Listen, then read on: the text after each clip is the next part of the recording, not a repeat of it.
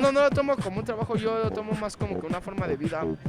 La experiencia con mi familia fue, aún es difícil, no, digamos, no me apoyan tanto. Pues me dicen que busque un futuro, trate de buscar un futuro mejor para mí, que vea hacia adelante y no me quede viviendo el ahora tal vez. Que crean en sí mismos, que nadie les puede decir que no pueden, que si es su pasión, que las lleven a cabo, que lo disfruten más que nada, es todo lo que les puedo decir.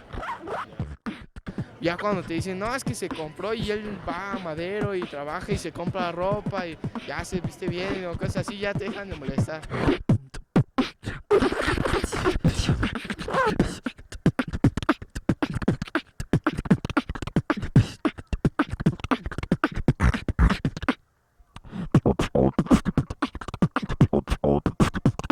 Tal vez que porque es mi pasión, sigo haciéndolo.